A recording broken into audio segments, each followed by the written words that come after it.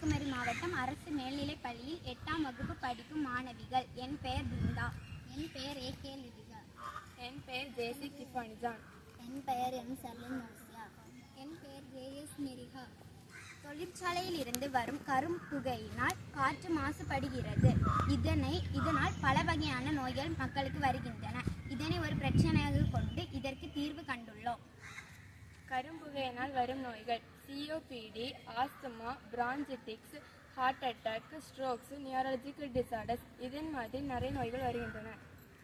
இது எதற்கு பயன்படுகிறது? ஃபேக்டரியில் இருந்து கருப்பு புகை நிறைய வெளியில் வருகிறது. அதை தவிர்ப்பதற்கு இந்த கருவி பயன்படுகிறது.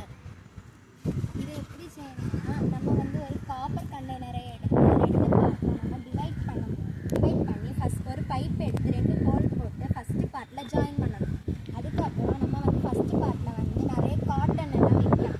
அதுக்கப்புறம் ஒரு வளைந்த குழாயை எடுத்து 2 பார்ட்டுக்கு சென்டரில் அந்த குழாயை எடுத்து நம்ம ஜாயின் பண்ணணும். அதுக்கப்புறம் செகண்ட் பார்ட்டுக்கில் நமக்கு என்னென்ன இருக்குன்னா வாட்டர், பொட்டாசியம், ஹைட்ராக்சைடு மிக்ஸ் ஆன வாட்டர் இருக்கும். அப்போ நம்ம இங்கேருந்து இந்த காட்டனில் இருந்து ஃபில்டரான ஏர் இந்த வாட்டரில் இருந்து வெளியில் வரும்போது ஃப்ரெஷ் ஏராக வெளியில் போகும். இதுதான் இதோடைய கான்செப்ட். இது எதுக்கு பயன்படுதுன்னா, ஃபேக்ட்ரியில் காற்று கரும்புகை வெளியே வர இடத்துல இதை பொருத்தும் போது காற்று பியூரிஃபை ஆகி